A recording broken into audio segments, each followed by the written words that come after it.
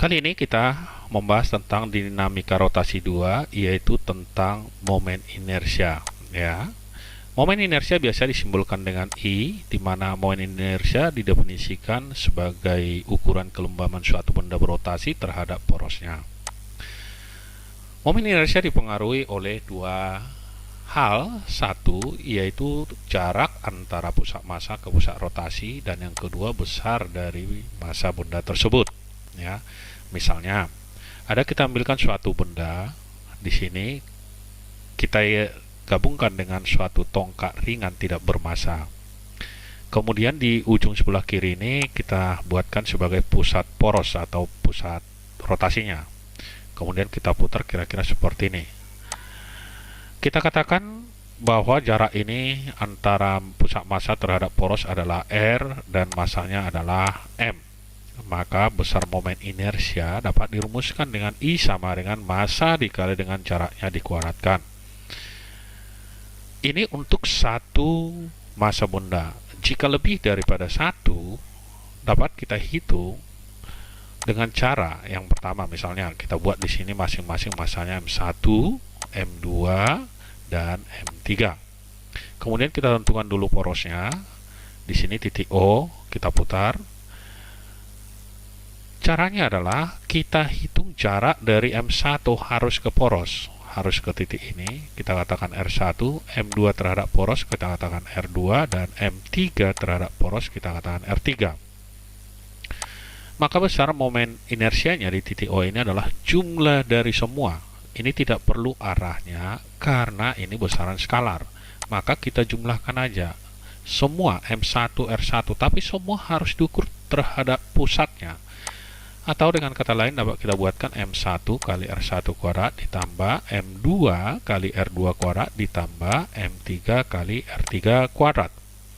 Contoh soal. Pada sebuah batang ringan yang panjangnya 1 meter diletakkan benda bermassa M1 20 gram, M2 30 gram, dan M3 40 gram seperti ditunjukkan oleh gambar berikut. Yang ditanya adalah berapakah besar momen inersia sistem jika diputar pada sumbu A aksen, ya, dengan jawaban option A, B, C, D, E seperti berikut. Oke, cara penyelesaiannya. Yang pertama yaitu kita ubah dulu satuannya M1 20 gram berarti 0,02 kg, ya. Dan jaraknya kita hitung dari M1 ke titik A aksen, katakan R1. Karena jarak M1 ke M2 40, M2 terhadap pusat ini 40, maka dari M1 terhadap pusat itu sama dengan 80 cm atau 0,8. Kemudian M2 di sini 30 gram atau 0,03 kg. Ya. Dan jaraknya dari M2 ke A aksen itu kita katakan R2. Nilainya itu sama dengan 40 cm atau 0,4 meter. M3 40 gram atau 0,04 kg, dan jaraknya kita katakan di sini R3, di mana R3 itu sama dengan 20 cm atau 0,2 meter.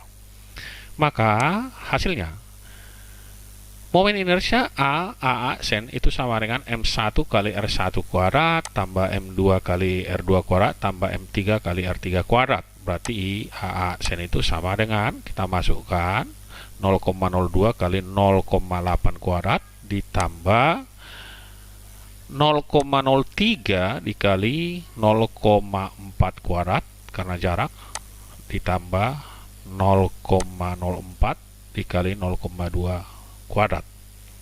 Hasilnya I aksen itu sama dengan 0,0128 ditambah 0,0048 ditambah dengan 0,0016. Hasilnya itu sama dengan 0,0192 kg. Berarti bisa kita pastikan jawabannya adalah yang B.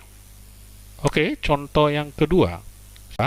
Dikatakan 3 buah titik A, B, dan C masing-masing besarnya 2 gram, 3 gram, dan 4 gram terletak seperti gambar di bawah ini. Ya, ini gambarnya. Besar momen inersia sistem terhadap sumbu putar melalui massa A dan B adalah berapa? Ini dengan option A, B, C, D, dan E. Ya.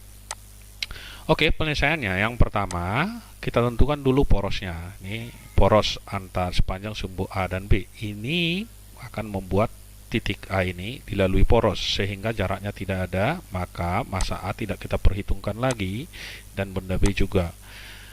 Yang kita perhitungkan hanya C dengan jarak kita hitung karena sisi miringnya 50 dan sisi tegaknya 40, maka RC itu sama dengan akar dari 50 kuadrat dikurang 40 kuadrat.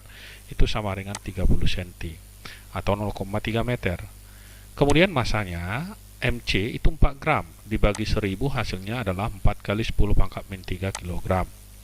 Berarti momen inersia yang tinggal kita perhitungkan hanya yang C itu sama dengan MC dikali RC kuadrat atau sama dengan kita masukkan 4 kali 10 pangkat min 3 kali 0,3 kuadrat. Berarti 0,09 dikali dengan 4 adalah 0,36 kali 10 pangkat min 3 kilogram meter kuadrat.